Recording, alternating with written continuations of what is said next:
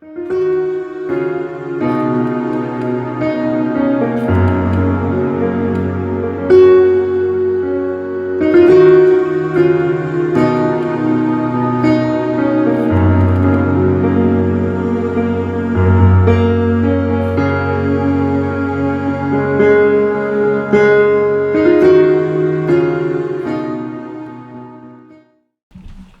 vos téléphones portables. Chacun va montrer son téléphone portable. Non, montrez vraiment vos téléphones portables. C'est sérieux ce que le Seigneur m'a demandé de vous demander de faire. Quelqu'un a-t-il oublié son téléphone portable à la maison? Oui, moi. Comment tu es? Ton cœur est comment? Tu es un peu dérangé parce que tu l'as oublié? Qui a sa Bible? Sortez vos Bibles. Mais, mettez vraiment vos Bibles haut que je voie. Alléluia. Gérard, je ne vois pas ta Bible. J'ai vu ton téléphone portable, je ne vois pas ta Bible. Donc c'est pour toi que le Seigneur parlait. C'est pour des gens comme vous qui oubliez vos Bibles à la maison et vous venez à l'église. Vous n'oubliez pas votre téléphone portable. Alléluia. À partir d'aujourd'hui, tu ne dois pas oublier ta Bible. Je préfère que tu oublies ton téléphone portable à la maison. Quelqu'un peut dire Amen? Amen. C'est bien mon fils. C'est l'onction de la maison de prière. C'est vous la relève de la maison de prière. Amen mon fils. Que l'onction du pasteur soit sur toi. Même si tes aînés ne veulent pas recevoir, je te l'envoie sur toi. Reçois-la. Alléluia. Combien de fois nous protégeons nos téléphones portables? Dieu m'a dit de dire à l'église, si vous pouvez protéger vos Bibles, ma parole, comme vous protégez vos téléphones portables, je me révélerai puissamment en vous. Amen. Vous venez à l'église, vous oubliez vos Bibles, mais vous n'oubliez pas vos téléphones portables. Aujourd'hui, quand quelqu'un oublie son téléphone portable, il est dérangé, n'est-ce pas Gérard? C'est vrai. Quand tu oublies ton téléphone à la maison, n'est-ce pas, tu es dérangé? Moi-même le premier. Alléluia. Mais si tu oublies ta Bible, c'est la Bible, non? Tu ne dois plus jamais oublier. Lève ta main, tu dis Seigneur, je vais être quelqu'un de sérieux avec toi. Je ne dois plus venir dans ta maison et oublier mon âme, oublier mes âmes à la maison. Je marcherai toujours avec ma Bible. Partout où j'irai. Au nom de Jésus-Christ. Amen. Vous êtes comme des soldats que vous allez en guerre sans armes. Tu viens dans la maison de Dieu sans la Bible. Vous savez, la Bible dit que, ce n'est pas c'est pas le thème de mon message, que l'église Babylone, la Babylone a tué les saints. Cette église qui a bu le sang de tous les saints de la terre et des prophètes. Pourquoi cette église Babylone a bu le sang des prophètes? Parce qu'il a empêché aux hommes de lire la Bible. Vous connaissez cette église, je le dis, qui a empêché aux gens de lire la Bible. Amen. Vous avez été. Amen. Les églises où on vous empêche de lire la Bible, c'est des églises Babylone. Amen. Si un pasteur ne te ramène pas toujours à ta Bible, où est ta Bible? C'est Babylone. Quand j'étais à l'église catholique, on me disait que si je lis la Bible, je vais devenir fou. C'est Babylone. Ils ont tué les saints. Ils ont bu le sang des élus. Tuer les saints, c'est quoi? Les empêcher de connaître la vérité. Combien de fois ils ont gardé la vérité captive? Combien de huguenots on en a tué? Combien de réformistes qui se sont mis à lire la Bible, on les a tués? Il faut connaître l'histoire. Dieu ne t'empêche pas de connaître l'histoire. On parle bien du catholicisme romain. Je vous ai dit qu'il n'y aura plus de politique évangélique. Parce que c'est devenu grave. Aujourd'hui, les francs-maçons mettent leurs affiches comme nous-mêmes. Pour les évangélisations, loge à Saint-Germain-des-Prés, loge là-bas, groupe maçonnique, ordre d'eux. Ils ne font plus dans les cachettes. Parce que l'heure est grave. Jésus arrive bientôt. Chacun veut gagner autant d'âmes. L'enfer veut gagner des âmes. Dieu, le royaume de Dieu, veut aussi gagner des âmes. Et un moment va venir où il n'y aura que deux choix. Soit tu mets ta tête en coupe, soit tu rigoles avec lui, après tu vas dans le lac de feu. Il y aura seulement le lac de feu et la tête coupée. Il n'y aura que le lac de feu et la tête coupée. C'est bien écrit dans la Bible, non? Ce n'est pas le thème de notre message cet après-midi. C'est une parenthèse pour que vous compreniez ce qui est en train de se passer. On est très près de l'enlèvement. L'église est très près d'être enlevée. Les chrétiens qui jouent encore continuent à jouer.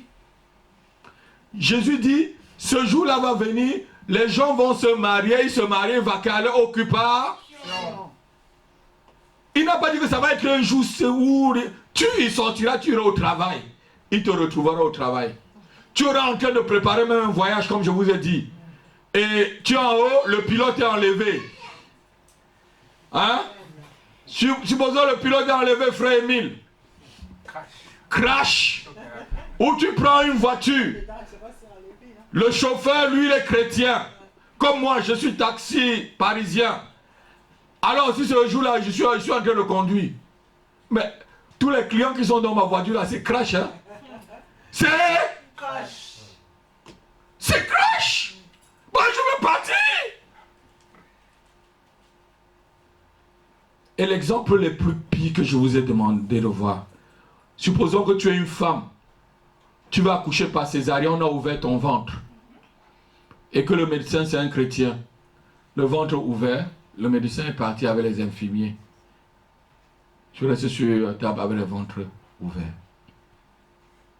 Tu es dans une salle d'opération. Jésus arrive. Le médecin est enlevé parce qu'il est chrétien. T'en sors alors que le ventre est déjà ouvert. Tu vas faire comment? Tu vas aller dans le lac de feu avec un ventre ouvert. Alléluia. Méfions-nous. Soyons sérieux avec Dieu. Si les autres ne sont pas sérieux, soyons... Touche ton frère, dis, sois sérieux avec le Seigneur. Sois sérieux avec le Seigneur.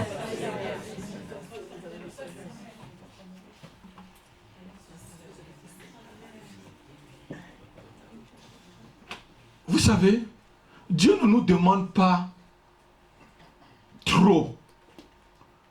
Quand Dieu te dit ne vole pas, tu vois quelque chose qui n'est pas à toi, si tu ne prends pas, ça te fait mal, pourquoi? Non, soyons sérieux. C'est dû. Papa Sibi, est-ce que c'est dû? Si quelqu'un a mis son argent ici, je viens, je vois, ce n'est pas mon argent. Si je ne prends pas, ça me fait mal en quoi? C'était pour moi? C'était pour moi? Donc quand Dieu te demande de ne pas faire quelque chose, toi-même tu sais que ce n'est pas bien pour toi. Alléluia. Non mais j'ai pris vraiment l'exemple simple. Ne vole pas. Qu'est-ce qui est dû dans ne pas voler? Ça dit, tu vois, tu as vu, on a mis 100 000 euros là. Tu dois prendre, mais c'est pas moi. C'est la main elle-même qui va chercher. La main elle-même va chercher, c'est toi qui vas demander à la main de chercher. Donc il faut couper la main alors. Parce que souvent je me pose la question. On va me dire, mais pasteur Rapi, comment tu peux nous demander de ne pas faire certaines choses alors que le corps lui-même demande? C'est toi qui demandes au corps de lui demander. Le corps quand il dort là, il demande quoi? Ce que le Seigneur nous demande de faire, ce n'est pas difficile. Dis, les commandements du Seigneur ne sont pas difficiles. Amen. Oh! Oui, tout vient du cœur comme Jésus-Christ a dit. Alléluia. Cet après-midi, on va voir le prix à payer pour être un vrai disciple de Jésus-Christ. Le prix d'une vie de disciple, c'est ça le message. Le prix. Quand tu viens en Christ là, il y a un prix que tu dois payer, Gérard. Sinon, tu te manques toi-même. On paye un prix. Tout disciple a un prix à payer. Et Jésus-Christ provoquait les gens avec cela. Pour leur montrer que la vie chrétienne, ce n'est pas langa-langa comme les Congolais le disent. La sœur congolaise n'est pas là aujourd'hui. La sœur, elle n'est pas encore là. La sœur Olga, que ce n'est pas langa-langa.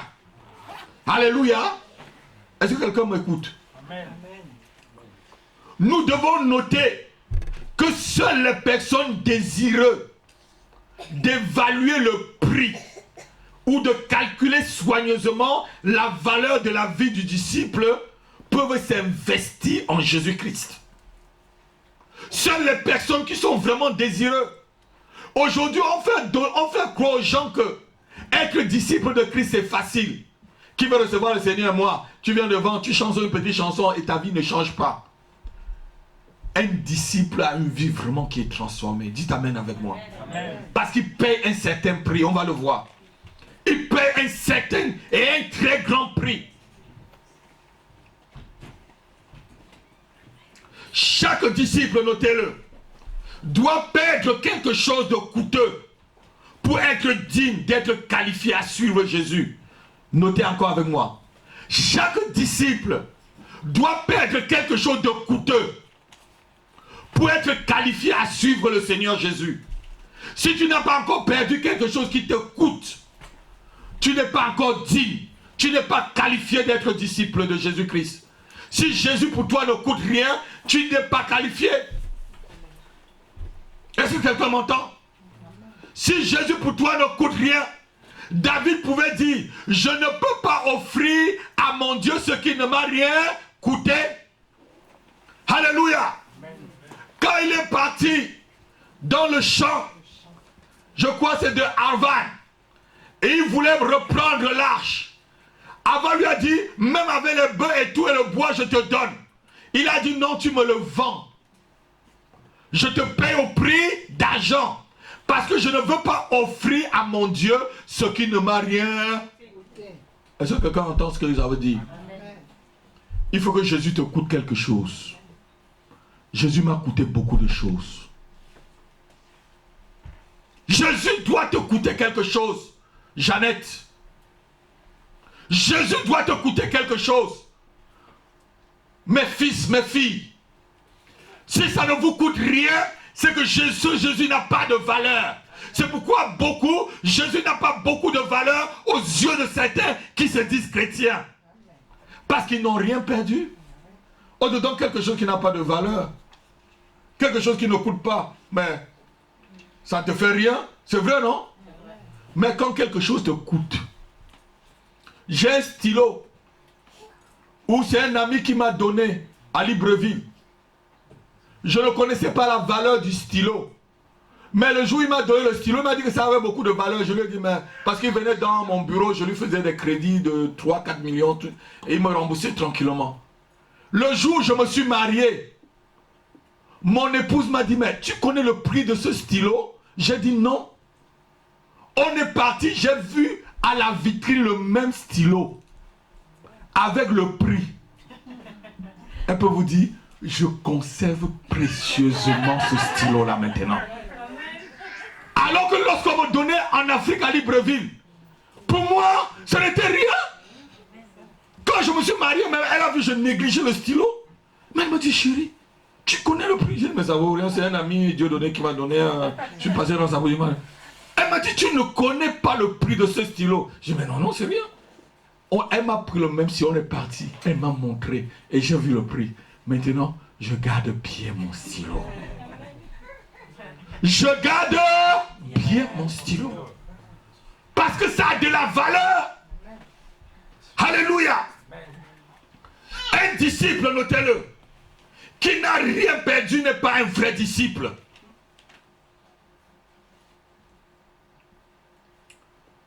Une vie de disciple, notez, doit coûter cher à celui ou à celle qui veut gagner la faveur de son maître. Une vie de disciple doit te coûter cher. Une vie de disciple doit te coûter la honte. Une vie de disciple doit même te coûter tes amis, doit peut-être te coûter ton argent, doit même peut-être te coûter tes enfants. Une vie de disciple doit te coûter quelque chose, on va le voir. Le vrai disciple, c'est un autre point, c'est une personne qui a renoncé à tout ce qu'il possède pour suivre Jésus-Christ. Le vrai disciple, c'est celui qui a renoncé à tout ce qu'il possède pour suivre Jésus-Christ. Regardez, quand Jésus a appelé Matthieu, Lévi, quand il était à la station du péage, la Bible dit qu'il s'est levé seulement pour le suivre, non? Il est rentré chez lui, il a tout laissé. Il a appelé Pierre, André, ils ont jeté le filet, ils les ont suivis. Qu'est-ce que tu as jeté pour suivre Jésus? Touche ton frère, dis, tu as jeté quoi pour suivre le Seigneur Jésus? Tu as perdu quoi pour suivre Jésus? Est-ce que il y a des choses que si on te donne un papier blanc, tu vas noter, j'ai perdu ça, j'ai perdu ça, j'ai perdu ça. Un jour, mets-toi, va à la maison ce soir, prends une feuille de cahier, tu traces en deux ce que j'ai gagné, ce que j'ai perdu. Ce que j'ai perdu, tu vas voir que tu ne vas pas noter beaucoup de choses. Parce que ta vie de disciple avec Christ est question marque. C'est pourquoi nous sommes dans le Seigneur et nous ne gagnons pas beaucoup d'autres personnes. Parce que nous ne connaissons pas la vraie vie d'un disciple. Un disciple connaît vraiment la valeur d'une âme. Le vrai disciple, notez-le, c'est celui qui a tout perdu pour gagner dans le royaume de Dieu. Celui qui a tout perdu, ma fille, sachant qu'il va gagner dans le... Amen. Luc chapitre 14, versets 25 à 27. Luc 14, 25 à 27. Ma fille Elodie lit.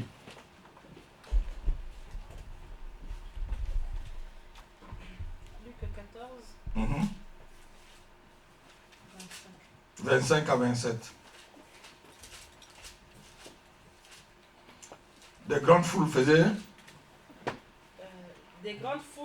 route avec Jésus. Il se retourna et leur dit. Si quelqu'un vient à moi. Si quelqu'un vient à moi. Et s'il ne haït pas son père. Et sa mère.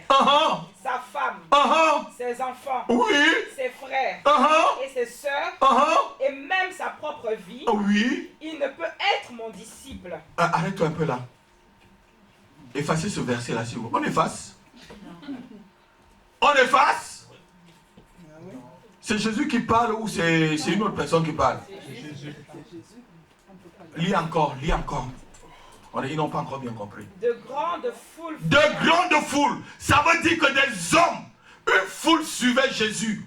Et comme Jésus savait que dans la foule, ce n'était que des sympathisants. Comme dans les églises aujourd'hui, il y a foule mais moins de disciples à l'intérieur. Une grande foule le suivait. Et ce n'était pas la foule. Jésus n'a jamais voulu faire la foule. Suis ma fille, vas-y, continue. Faisait route avec Jésus. Il se retourna et leur dit, si quelqu'un vient à moi, et s'il ne haït pas son père, sa mère, sa femme, ses enfants, ses frères, et ses sœurs, et même ma propre vie, il ne peut être mon disciple. Il ne peut être mon disciple. Et quiconque ne porte pas sa croix, et ne me suit pas, ne peut être mon disciple. Ne peut être mon disciple. Assois-toi, je vais vous expliquer. Vous savez, le but de Jésus-Christ n'était pas de rassembler des foules.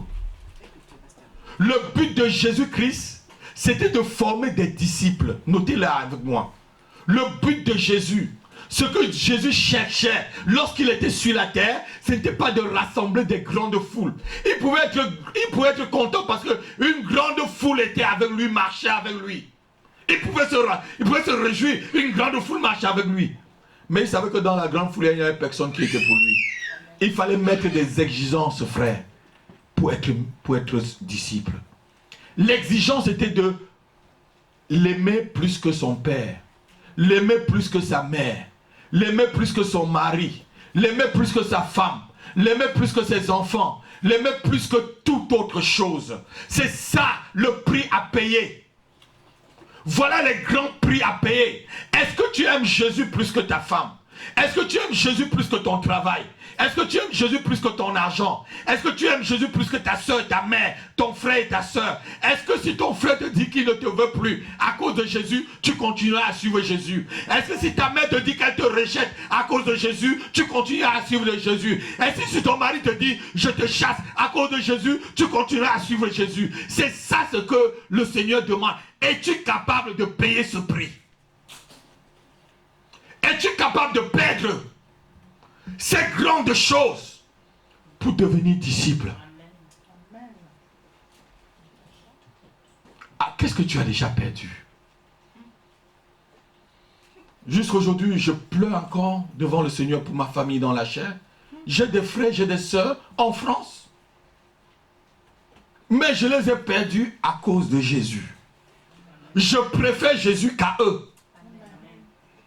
Je préfère Jésus que ma soeur, que mon frère, qui est ma soeur, qui est mon frère. C'est vous qui sont mes frères et sœurs. Tu es plus mon frère que mon grand frère. Frère Emmanuel, j'ai plus confiance en toi que Charles, mon grand frère de sang. Ma soeur, j'ai plus confiance en toi que ma grande soeur Éclair qui vit à Villebon-sur-Yvette, à quelques kilomètres d'ici. C'est toi ma soeur, c'est toi mon frère. Oui frère Émile, c'est toi mon frère. Parce qu'on suit le même Seigneur. C'est vous mes frères, c'est vous mes soeurs. C'est ça la vie d'un disciple. Tu paies pour recevoir, tu paies pour avoir. Mais si charnellement tu restes dans ah mais c'est ma famille, hein. Au ciel là il n'y aura pas de famille. Alléluia. Amen. Jésus ne cherchait pas à plaire à la foule. Il ne cherchait pas à faire beaucoup de foule. Mais son seul but, et qui reste le but de tous les serviteurs, regardez-moi, vous qui allez un jour prêcher, vous qui allez un jour enseigner aux gens, sachez que le seul but de Jésus-Christ, c'était de faire des disciples. Ce n'est pas faire la foule. Mais une foule faisait route avec lui, non, Myriam? Il pouvait s'arrêter, non, ma fille? Ah, mais j'ai une grande foule. Oh, on m'a mis, on faisait route avec lui. Mais on faisait route avec... Il y a beaucoup de gens qui font route dans les foules. Jésus connaissait que c'était une foule, il n'y avait rien là-dedans. C'était au zéro au. Personne n'était pour lui. C'est pourquoi il devait mettre l'exigence plus haute. Il faut perdre son père, perdre sa mère, perdre soi-même. Te perdre toi-même, ma fille Carmel. Toi-même. Toi, ta propre personne, tu n'es plus rien. Voilà un vrai disciple. Un disciple ne vit plus pour lui, mais il vit pour le maître, notez-le. Un disciple ne vit plus pour lui-même, mais il vit pour le maître. Mais si tu vis pour toi, tu n'es pas encore disciple. Vous savez, quand vendredi soir arrive, et que toute la semaine, je me suis préparé pour avoir un message, mes enfants ne me voient pas. Mon épouse me dit à peine bonsoir, elle va se coucher. Je me couche entre 2h30 et 3h pour préparer des messages. C'est le moment où je suis même très content. Et enfin, là, toutes les choses de la semaine, c'est fini. Seigneur, je serai avec toi.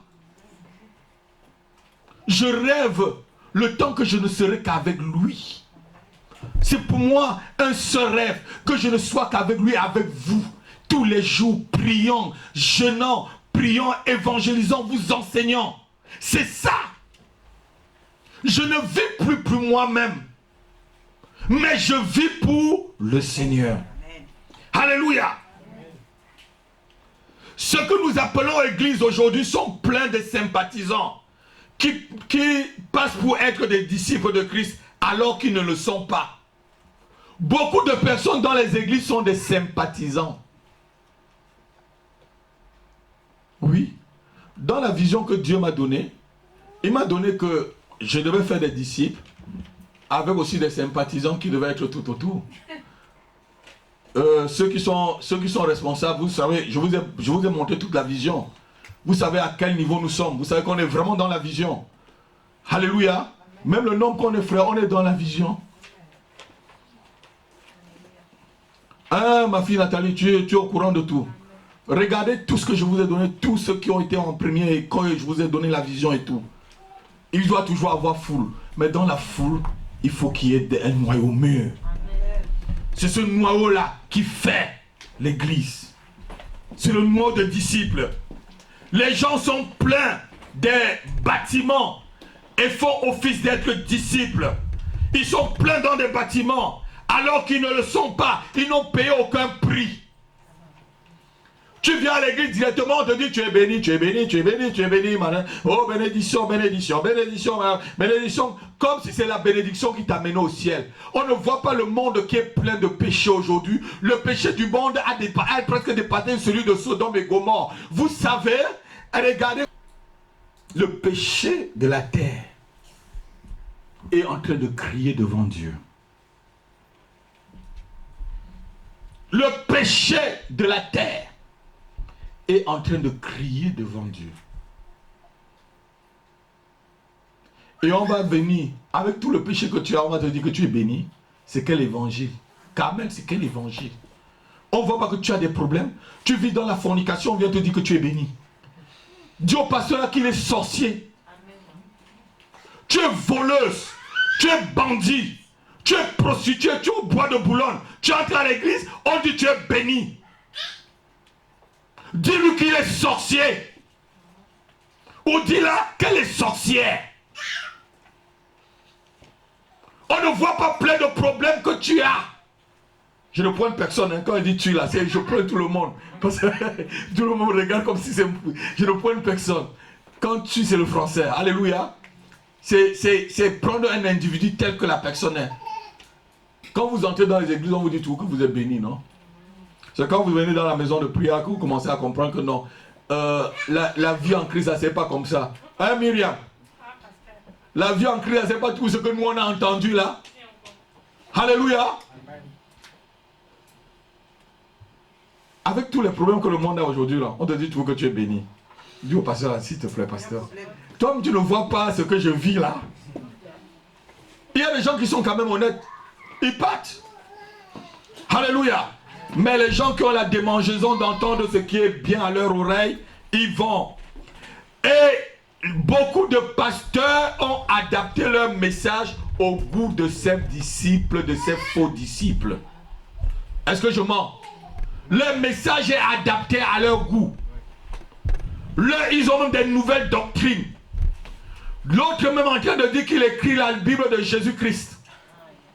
Comme si la Bible qu'on lisait là, c'était celui de l'autre. Ils ont adapté la Bible. Ils enlèvent des prophètes comme Zacharie. Ils disent que c'est des petits prophètes.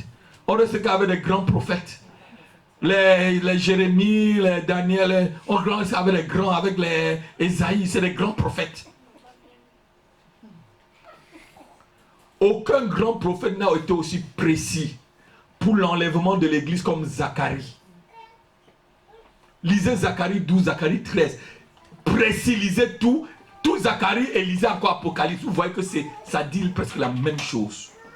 À la lettre près. Alléluia.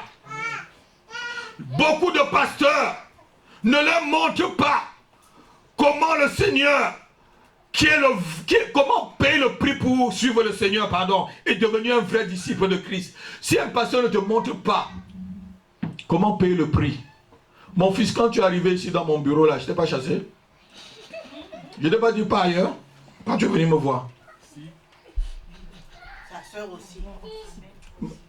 Oui, je lui ai partez. Si je sais que ce que je vous donne est bien et que vous ne voulez pas, partez. Partez si vous voulez. Mais si je savais que j'étais en train de te flatter et que je voulais t'exploiter, je t'aurais dit reste. Je vais te tourner, te manipuler, te montrer, te mettre en condition, comme ils font. C'était pour te montrer qu'il faut payer un prix pour ton salut. C'était pour te montrer qu'il faut payer un prix pour être vraiment un vrai disciple. Parce que lorsque tu m'as parlé, j'ai compris que la parole était là, elle n'était pas descendue là. J'ai compris que oui, c'est dans la tête, mais ce n'est pas descendu dans le cœur. Un disciple, la parole doit être là et qu'elle doit descendre jusque là, bien digérée.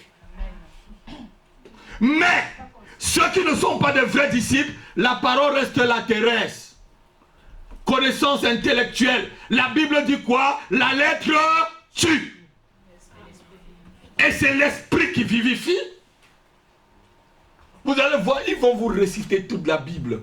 Demande seulement un seul fruit de Christ, un seul fruit de l'esprit. Tu ne dois pas voir. Je dis un seul. Un seul. Tu ne verras pas qu'il ressemble à Jésus-Christ sur un seul point. Mais il connaît toute la Bible, André. Il connaît toute la Bible. Il te récite la Bible de Genèse, Apocalypse. Il connaît la Bible mieux que moi-même. Mais Satan aussi connaît très bien la Bible, vous riez? C'est pas Satan qui a dit, il est écrit. Il a lu ça où? Satan connaît mieux la Bible. Judas Iscariote n'a pas prêché. Quand Jésus-Christ a envoyé les 72 là, on vous a dit qu'il a enfermé Judas dans une chambre. Judas a chassé les démons. Il était parmi les 70 qui sont rentrés. Ils ont dit, Seigneur, nous-mêmes on a vu les démons. On a chassé les démons en ton nom. Où le Seigneur a dit que ne vous réjouissez pas parce que les démons partent en mon nom, mais réjouissez-vous parce que vos noms sont inscrits dans le livre. Chasser les démons là, ce n'est pas être spirituel. Chasser les démons là, ce n'est pas le salut. Faire des miracles, l'Antichrist va faire que le feu tombe du ciel. Il va même mourir et ressusciter. On va voir bientôt, on va voir comme l'Antichrist, tout ça, Armageddon et tout, millénaire. Je vais vous expliquer tout tranquillement. Ce n'est pas ça. Montrez vos portables. Vous montrez les portables, on charge. Vous avez déjà vu ça, non? Des chargeurs, des pasteurs chargés de portables qui remplissent les stades à Kinshasa. Montez les portables. Les gens montrent les portables. Oui, mon portable est chargé. Vous avez vu ça où? Il fait pouc. Les gens tombent. Les gens les gens tombent. Vous avez déjà vu? Ils font de yoga. Il y a aussi chez les Chinois, chez les Japonais, ils appellent ça où c'est du Kurintani. C'est-à-dire, quand ils font comme ça, ils peuvent bouger la poussette qui est à côté de Carmel. Là. Ils peuvent faire sa bouche. Mais quand il fait pac, tu vois les gens. Pac. Vous avez vu quelque part Jésus faire ça? L'apôtre Paul a fait ça. L'apôtre Pierre a fait ça. L'apôtre Jean a fait ça. Ça sort alors où? Ça sort d'où? Ils vont vous dire que vous n'avez pas de puissance spirituelle.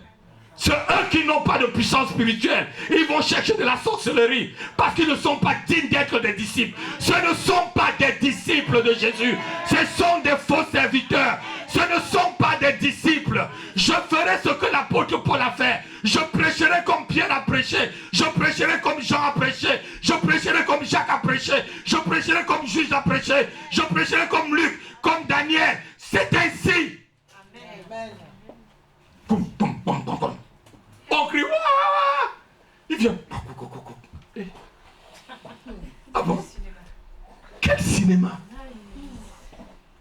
Est-ce que Jésus a besoin de démonstrations? La Bible dit quand il faisait même un miracle, il demandait à la personne d'aller se cacher. Et il demandait à la personne, cache-toi, ne dis rien. Venez recevoir vos miracles. Le prophète, le grand archbishop qui vient du Nigeria ou du Ghana est arrivé. Allez-y, prenez bien des démons. J'ai vu d'autres. On les envoie dehors. On dit vous êtes des moutons, mangez les herbes. Ils ont commencé à manger les herbes. Manger. Vous n'avez pas vu ça? Ils mangeaient les herbes. Vous êtes des moutons. Vous êtes des moutons. Maintenant, aboyez comme des chiens. Maintenant, couchez-vous dans l'église. Et les gens acclament. Il y a la foule qui acclame.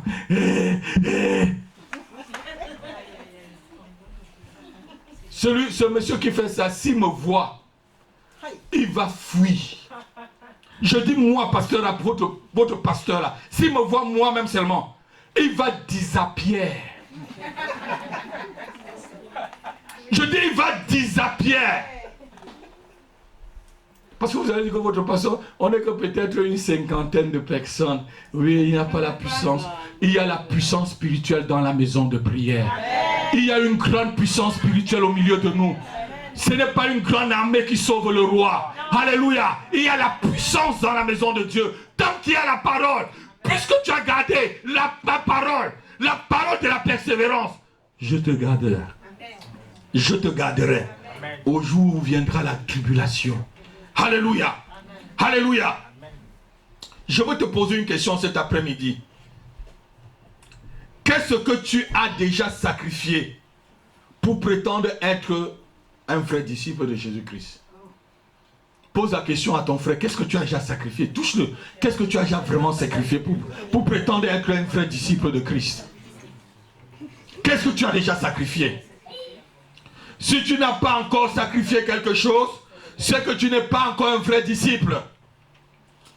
Si ta réponse est que tu n'as rien sacrifié, tu n'es pas encore un vrai disciple. Jésus a toujours souligné le prix à payer pour être son disciple. Notez-le. Jésus a toujours souligné le prix à payer. Il a toujours montré que pour être son disciple, tu as quelque chose à payer. Le salut est personnel. Le salut aussi est gratuit. Mais il y a un prix à payer.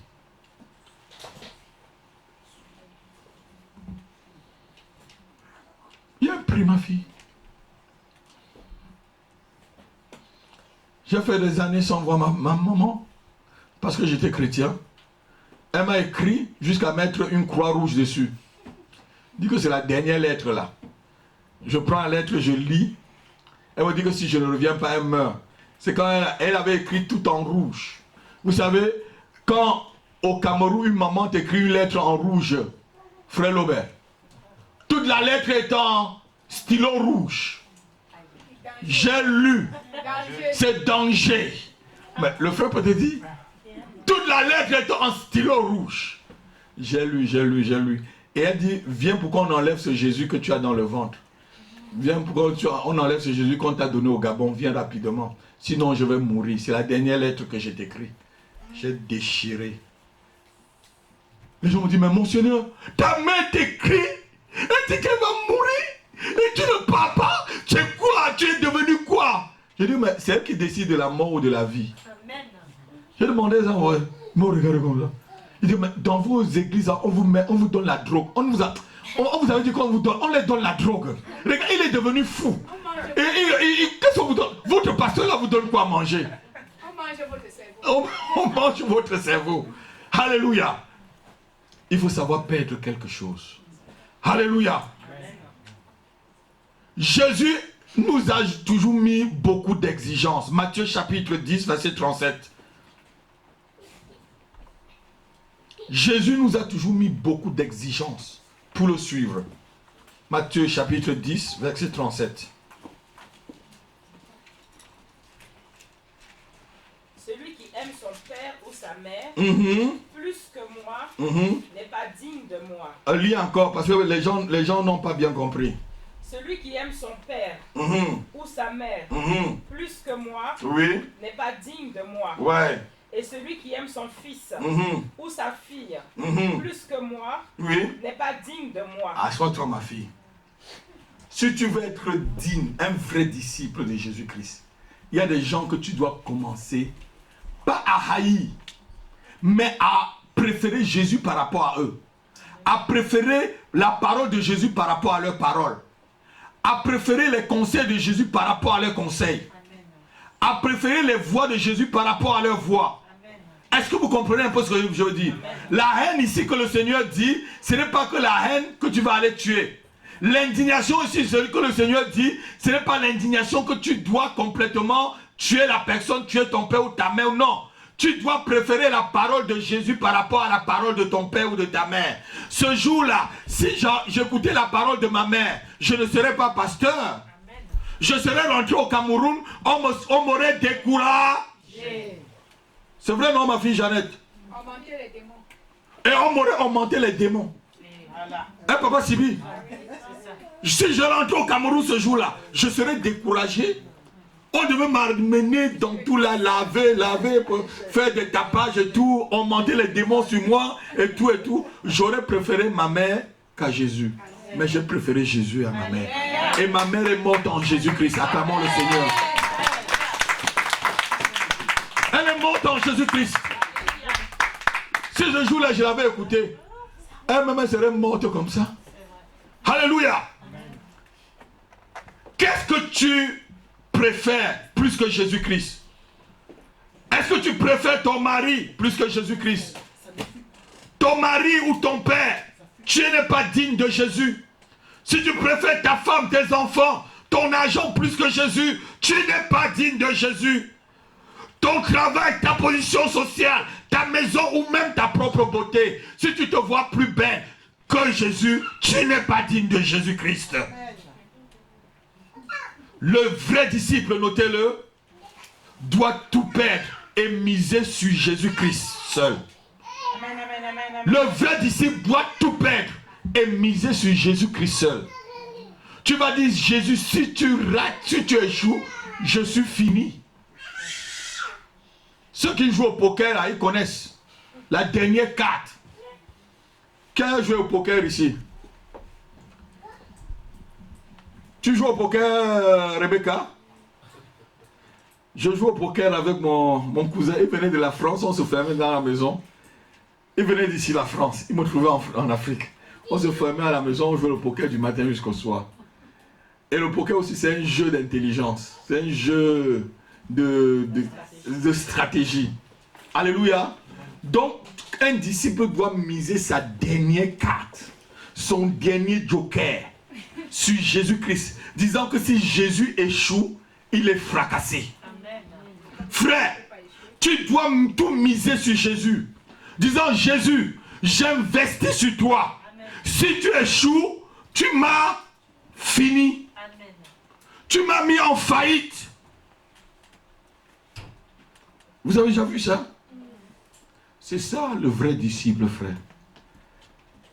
Si tu ne peux pas tout risquer pour Jésus, tu n'es pas digne de lui. Tu n'es qu'un sympathisant. Risque tout pour lui. Il dit, tu dois risquer ton mari, tes enfants, ta femme, ton travail, ton boulot, tes hommes, tes parents. Il dit, tu dois risquer tout cela pour lui. Tu dois tout risquer. Si tu ne peux pas risquer pour lui, tu n'es pas digne. Aujourd'hui, les gens ne font pas le calcul. Lorsqu'ils veulent suivre Jésus, Jésus te dit calcule ce que ça va te coûter pour me suivre. C'est une façon de te dire calcule.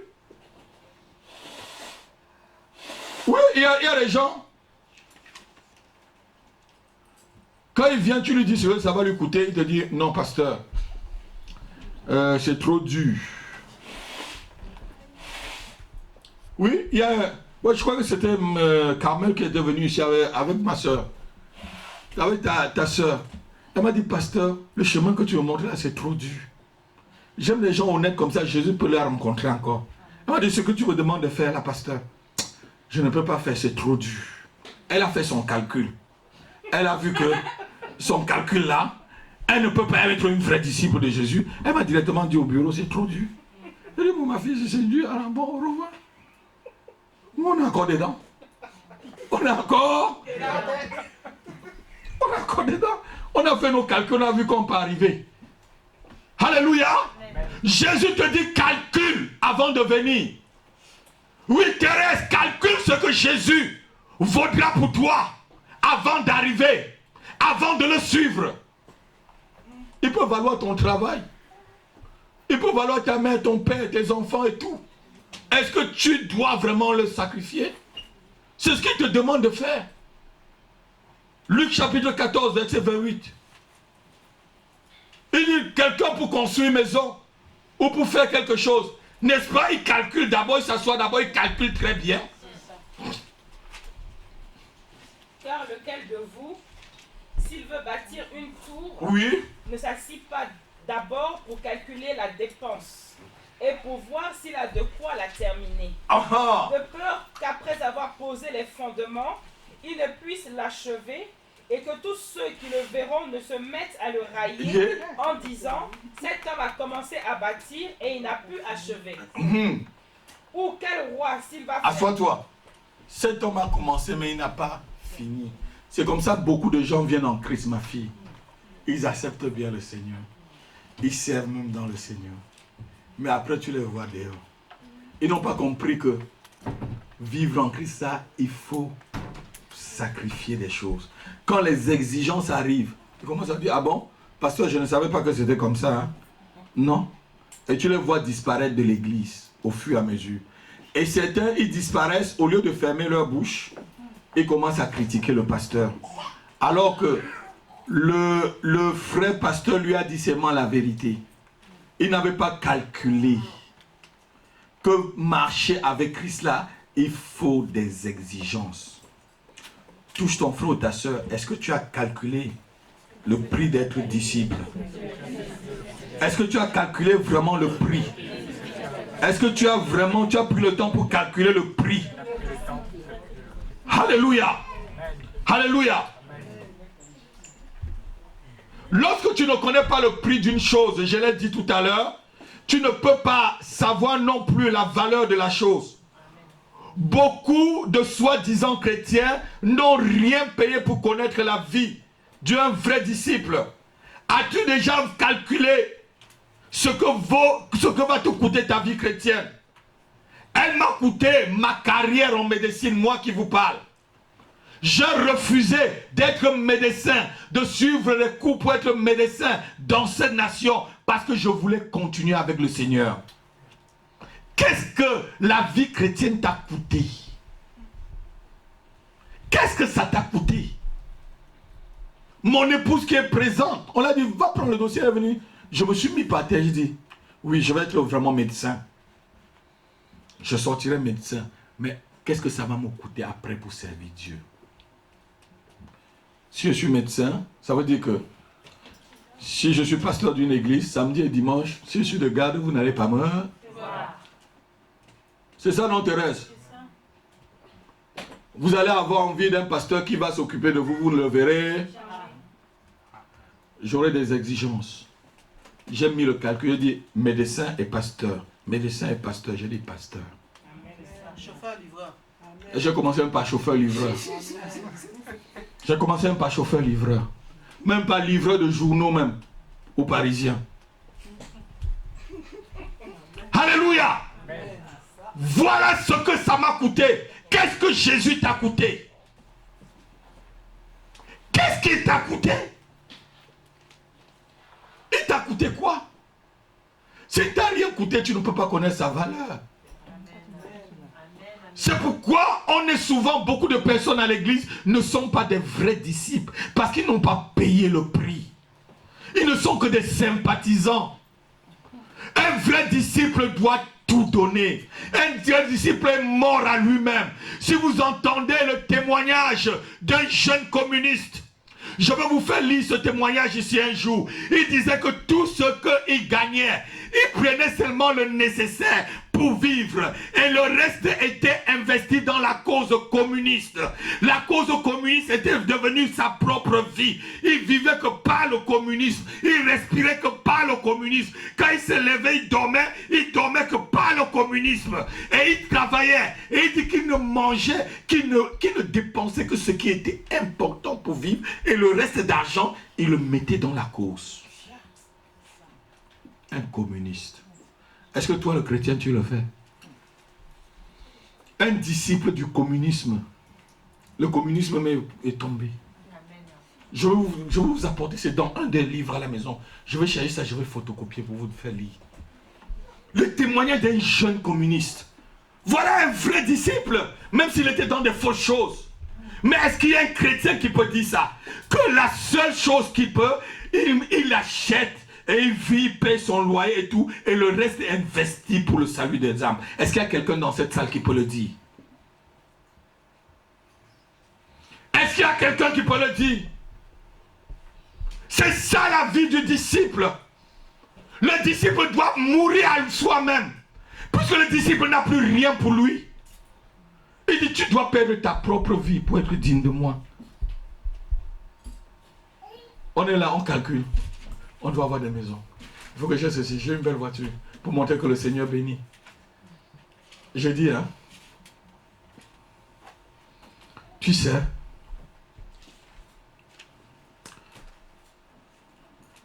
Tu sais.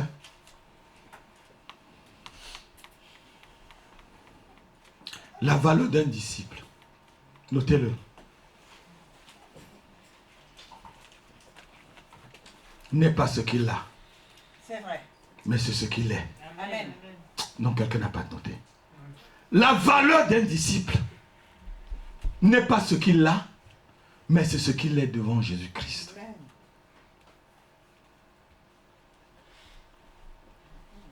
Dieu me l'a donné cette parole hier.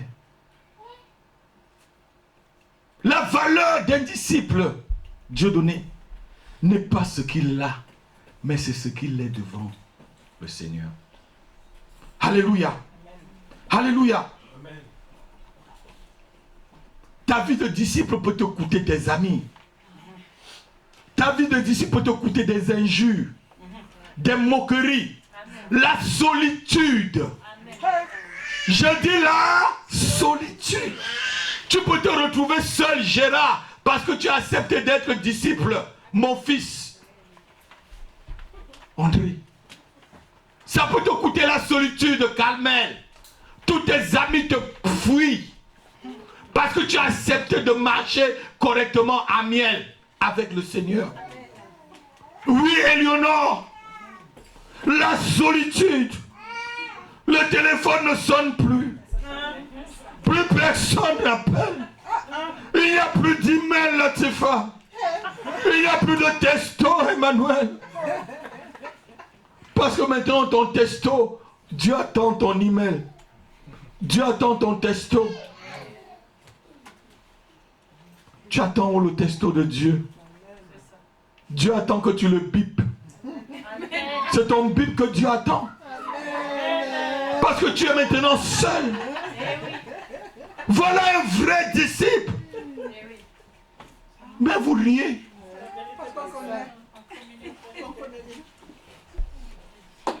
Qu'as-tu déjà abandonné?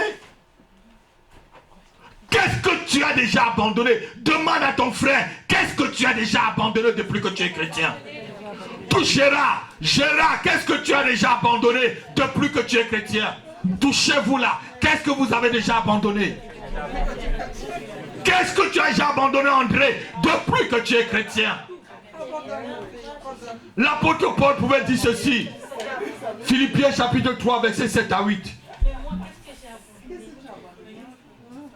Philippiens chapitre 3, versets 7 à 8. Chapitre 3. Versets 7 à 8. Mais ces choses qui étaient pour moi des gains. Mais ces choses qui étaient pour moi des gains.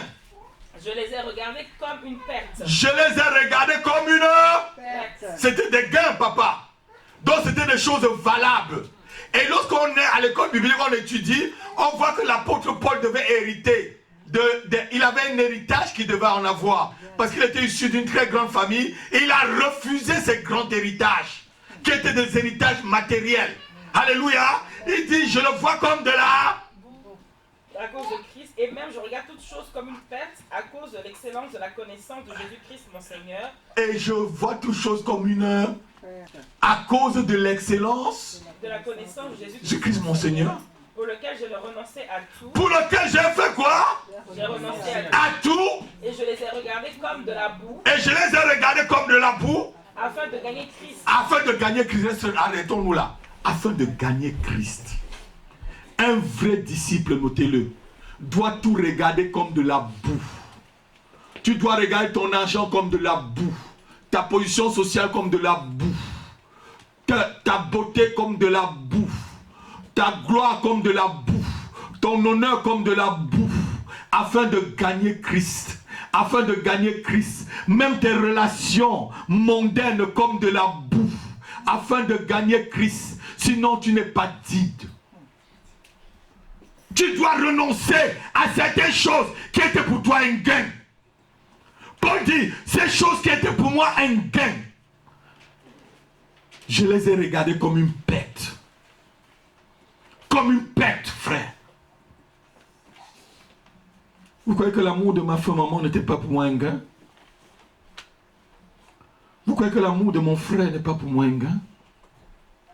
Vous croyez que l'amour de ma grande sœur n'est pas pour moi un gain? Ou de mes petites sœurs ne sont pas pour moi des gains? Vous le croyez? Mais ma fille, je les regarde comme une bête. Afin de gagner Christ. Afin de gagner Christ. Il y a des moments où Dieu va vous mettre devant un choix franc. Quand tu vas continuer à grandir avec, quand vous allez continuer à grandir avec Dieu, Dieu va vous mettre devant des choix. Tu vas te dire, mais c'est Dieu ou c'est pas Dieu? C'est Dieu. Pour t'éprouver. Pour t'éprouver, pour montrer vraiment si tu l'aimais. Moi, tous les jours, j'étais à genoux dans le cachot, je priais pour ma maman, pour ma famille. Seigneur, Seigneur, sauve-les. Je t'aime, Seigneur, je t'aime, Jésus. Je t'aime. C'était ma chanson. Quand j'étais jeune chrétien, je t'aime, oh, plus que tout, je t'aime, oh, plus que tout, Seigneur, je te donne ma vie. Bon, je le dis tout le temps que je l'aime. Ma mère a envoyé une lettre maintenant, on va voir qui tu vas aimer. Amen. Prouve-le maintenant. Prouve maintenant que tu m'aimes. Prouve maintenant que tu m'aimes. C'était le moment, Carmel, de lui montrer vraiment que je l'aimais. Que ma chanson n'était pas que des paroles en l'air. Vous faites des chansons, c'est des paroles en l'air. Quand vient de prendre la décision, vous n'êtes pas de vrais disciples. Vous trahissez le Seigneur. Un vrai disciple ne trahit pas le Seigneur. Un vrai disciple ne trahit pas sa foi. Un vrai disciple ne trahit pas son Dieu. Quand le moment arrive, tu trahis. Ah mais Dieu même comprend, non? Hein? Myriam, le Seigneur comprend, non? Lui-même il sait, lui-même il sait, lui-même il sait même, non? Hein? N'est-ce pas? Il sait. Hein? Lui il connaît ton cœur, non? Hein, Gérard? Il sonde ton... Lui-même il connaît, non? Dieu même connaît, non? Il y a des chansons que vous ne devez pas chanter si vous n'avez pas arrivé à un certain niveau spirituel. Alléluia. Notez-le encore. Un vrai disciple, c'est celui qui regarde toutes choses comme une perte à cause du fait qu'il a reçu Christ. À cause du fait que tu as reçu Christ, tu regardes toutes choses comme une perte. Oui. À cause du fait que tu as reçu Christ, tu regardes toutes choses comme une perte.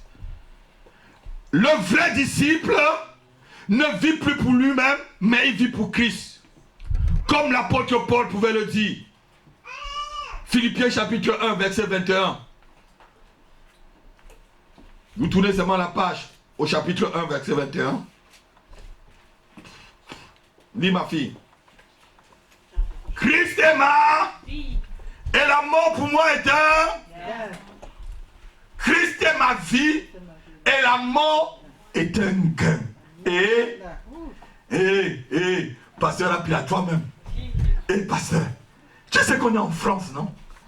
On a laissé la famille en Afrique. Tu sais qu'on est venu se débrouiller ici. On est au front. Tu sais qu'on est au front, non? Je ne suis pas au front, je suis en mission en France. Je suis en mission pour vous transmettre Christ. Si je devais travailler pour ma famille, je serais resté en Afrique et je pouvais être béni en Afrique pour eux. Je ne suis pas là en mission, au front. Je suis là pour le Seigneur. Alléluia. Alléluia.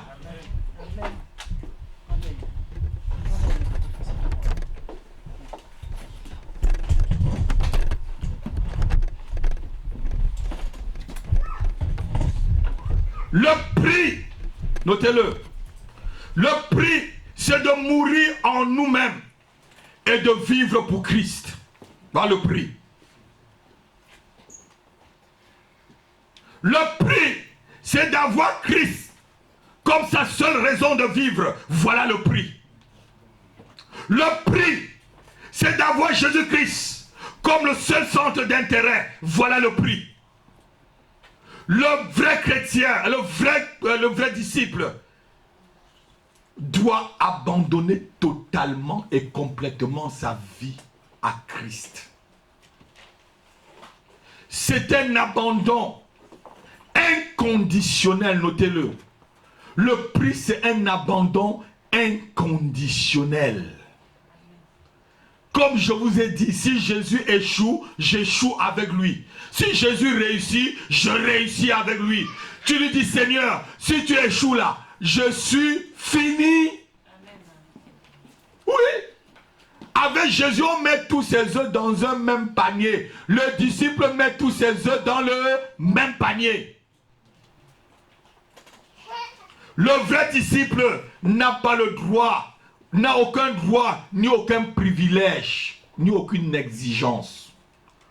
Le vrai disciple, un vrai disciple, notez-le, ne doit pas conserver un péché mignon dans sa vie. Ton péché mignon, hein ma fille Latifa? Un vrai disciple ne doit pas conserver un péché mignon dans sa vie, un péché qui cajole. Ah, Seigneur, toi, tu sais que ici, là, c'est mon petit chaton. C'est ça que les Blancs, les Français disent, non? Le petit chaton qu'on caresse. Hein? C'est mon petit chaton. Un péché mignon. Le vrai disciple n'est pas autorisé à conserver un péché chéri dans sa vie. Parce qu'il y a des péchés mignons et des péchés chéris.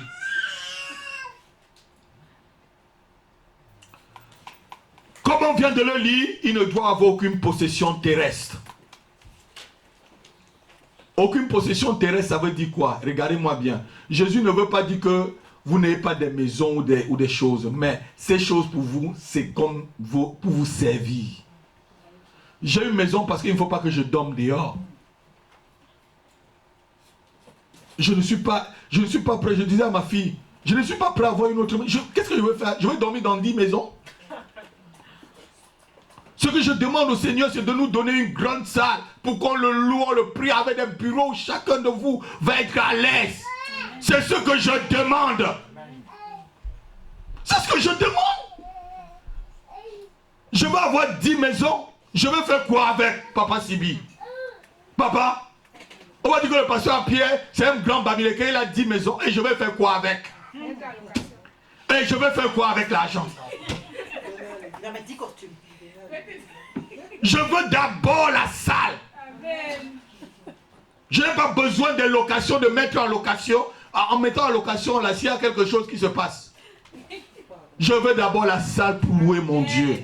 La salle pour que nous puissions nous rencontrer. Pour nous réunir sans problème. Alléluia. Amen. Tu ne dois pas avoir de possession terrestre. Ça veut dire que même si tu as quelque chose terrestre, tu n'es pas attaché à cela, tu peux lâcher.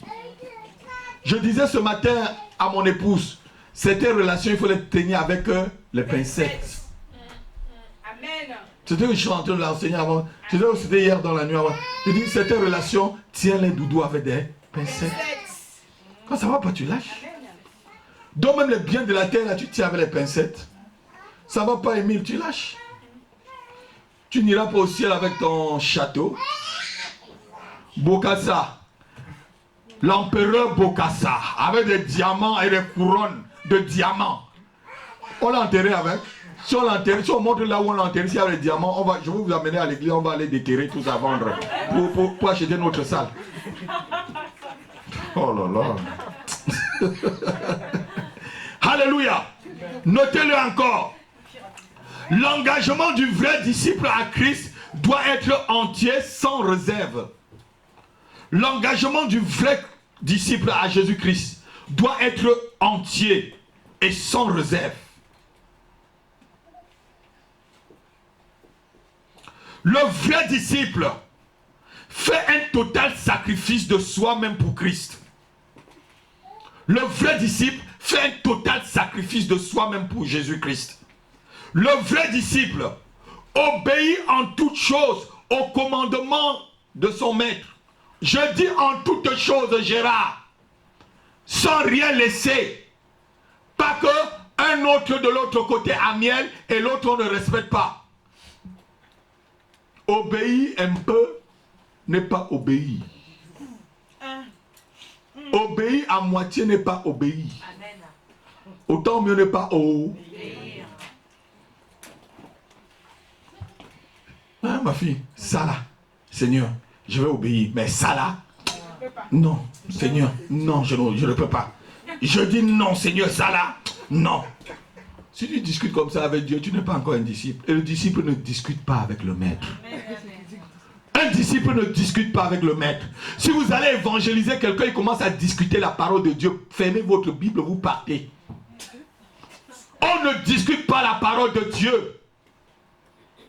Quelqu'un qui commence à discuter la parole de Dieu pour vous embêter, fermez votre Bible, partez. Est-ce que vous avez compris, vous qui allez à l'évangélisation? Fermez votre Bible, partez. On ne discute pas la parole. Alléluia. Amen. Amen. Le vrai disciple doit servir son prochain en acceptant toutes les souffrances qui en découlent. Le vrai disciple doit servir son prochain en acceptant toutes les souffrances qui en découlent. Oui, vous servez les gens. Tu vois la tête de quelqu'un avant de l'inviter. Comme Jésus-Christ disait, vous invitez tous vos amis. Quand vous faites une fête, invitez les gens qui ne peuvent pas vous inviter. C'est ce que Jésus a dit, non? Tu invites quelqu'un parce que tu sais que demain il peut t'inviter. Tu dois servir les autres avec abnégation. Quand je viens vous servir là, je viens vous prêcher là, je vous demande, vous savez comment les pasteurs fonctionnent? Vous avez été dans des églises. Le pasteur il va vous appeler dans le bureau, il va dire j'ai tel problème. Toi ma fille tu me donnes 200 €, toi tu me donnes 300, toi tu me donnes 200. Il a peut-être un problème de 2000 €, vous allez sortir les 2000 €. Est-ce que je mens? Mais je vous sers avec abnégation. Et avec toutes les souffrances, toutes les douleurs. Alléluia.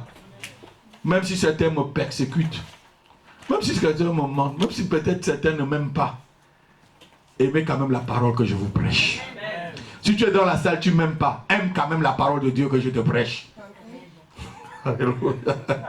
Si tu ne m'aimes pas, je t'aime quand même, acclame le Seigneur. Alléluia. Alléluia. Notons-le encore, on va bientôt conclure. Le vrai disciple n'a pas honte du maître devant les non-croyants. Qui a déjà honte de Jésus devant les non-croyants? Sois sincère.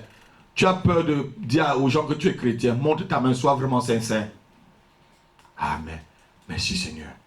Il n'y a personne dans la maison de prière qui a honte. Alléluia. Acclamons le Seigneur pour nous-mêmes. Acclamons le Seigneur. Alléluia. Je sais alors que si, même si on était au temps de l'Antichrist, il dit couper la tête, on va tous mettre coupe. Hein? Il dit coupe, on dit je coupe. Alléluia. En coupant, tu vas aller voir directement le Seigneur tranquille, frère. Ça te fait le raccourci.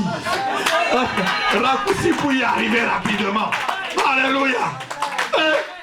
Il dit coupe, non? Fais vite.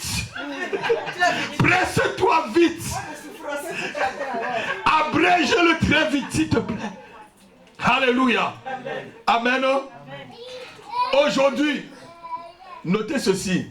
Aujourd'hui, le prix à payer pour le salut n'est pas très élevé. Mais l'heure arrive.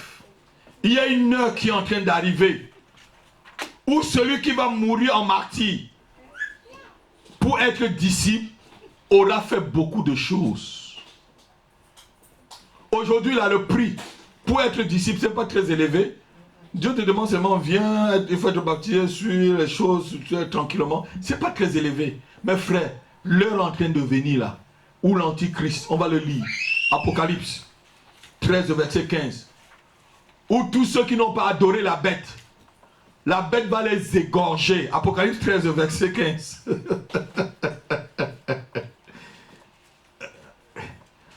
La Bible dit ceci.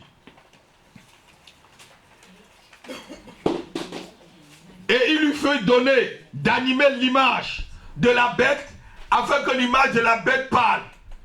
Et qu'elle fasse que tous ceux qui n'adoraient pas l'image de la bête soient tués. Tous ceux qui n'adorent pas la bête doivent être tués. Est-ce que vous trouvez ça? Donc ça veut dire que en ce temps-là, l'Antichrist va te dire, ou c'est moi, ou c'est Jésus. Tu vas dire quoi? Il fait un camp, il vient encore, il te voit. Ou c'est moi, ou c'est Jésus. Tu dis c'est... Ou c'est moi, ou c'est Jésus. On dit sur moi, c'est un Dieu. Ou c'est moi, ou c'est Jésus. Donc celui-là, il coupe ça.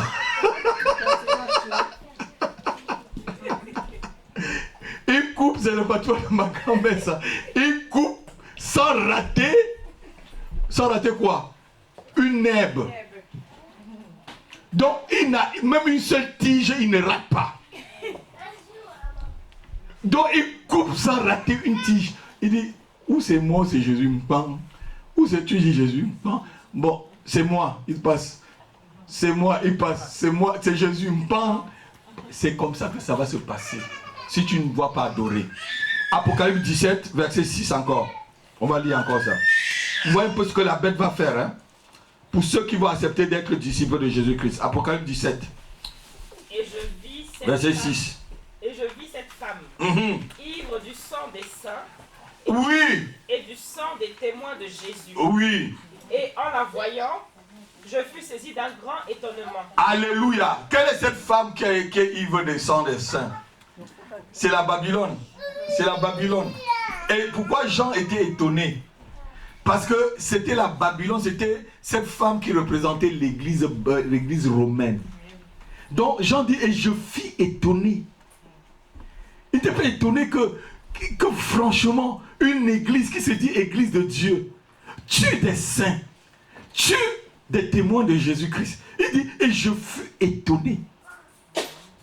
Quand vous lisez bien la Bible, il prit le temps, parce qu'il ne croyait pas lui-même en tant qu'homme de Dieu. Mais comment, Seigneur, tu me montres que c'est lui-là, c'est cette église-là qui est en train de tuer les saints?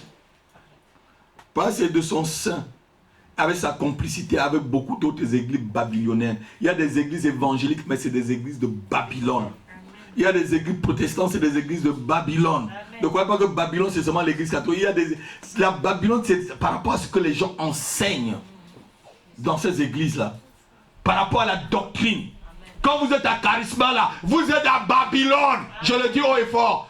Si Pedro, allez lui dire. Il ne peut même pas passer ici.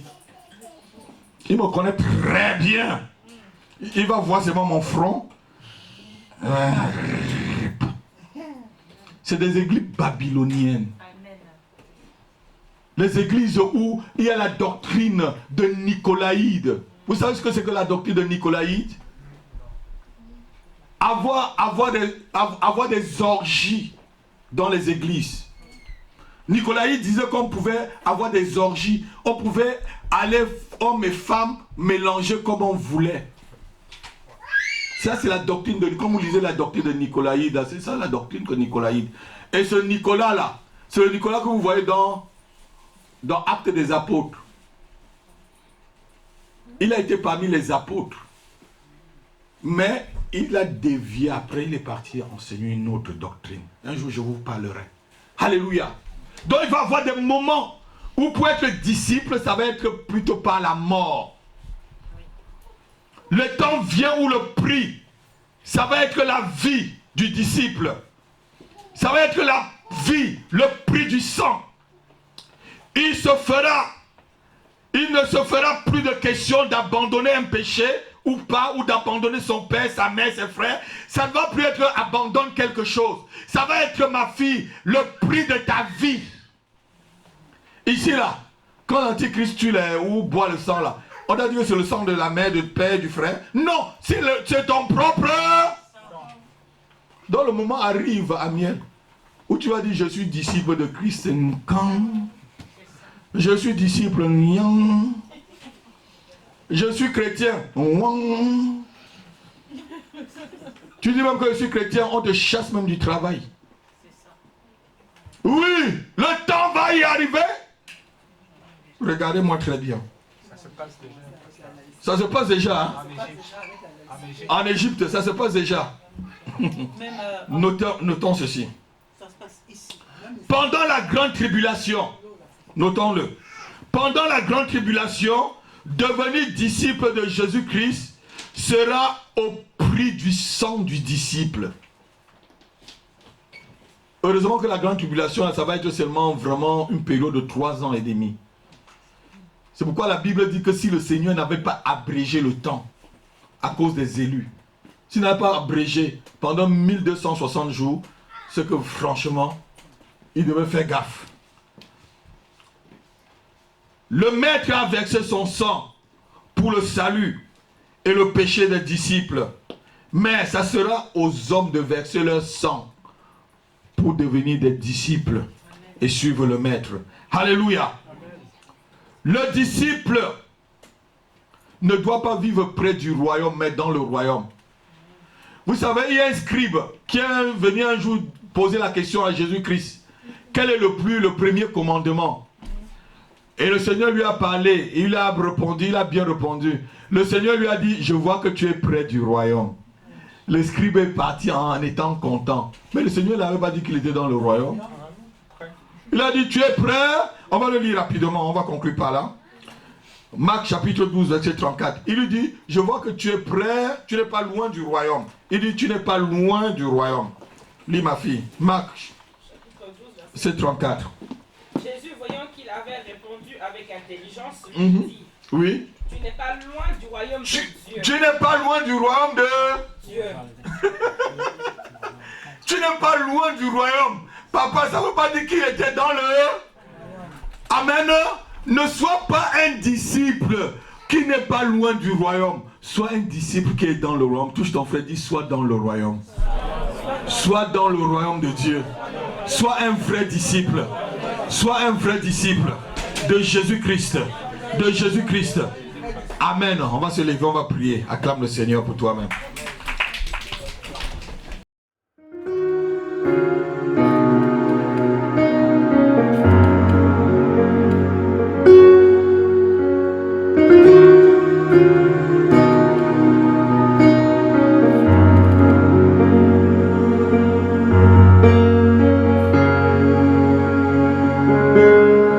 Thank you.